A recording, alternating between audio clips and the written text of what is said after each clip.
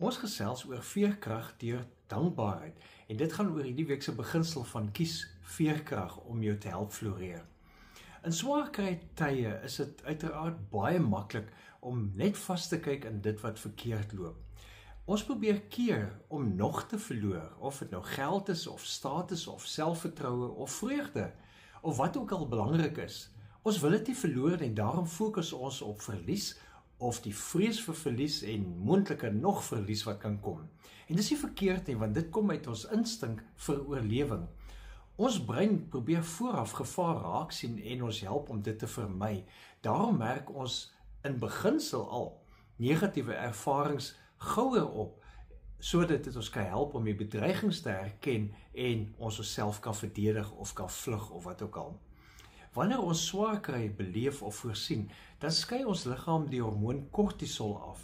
Die dilemma met kortisol is, die sogenaamde streshormoon, is dit ons brein se vermoë om positiewe ervarings te verwerk uitermate verswak.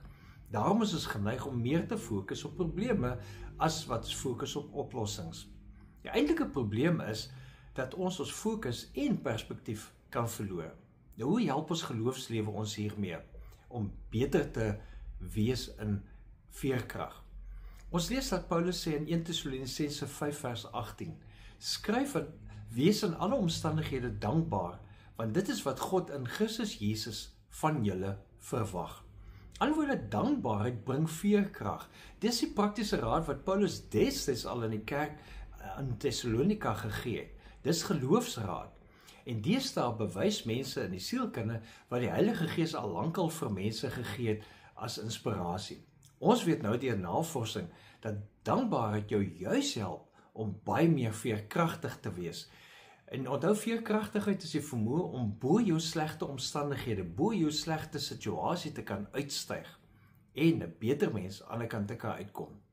Dankbaarheid verskuif jou fokus na God se goedheid en God se genade. Dit gee jou 'n nuwe perspektief op die situasie, sodat jy met God se hulp ander oplossings kan kry, of die situasie eenvoudig beter kan hanteer. So vra jouself net vandag, waarvoor kan ek vir God dankie sê? Onmiddellik met die raak sien van die dankbare goed, help jy jouself deur die Heilige Gees om bo jou situasie uit te styg. En dit gaan jou help om meer veerkragtig te leef. Wees geïnspireerd.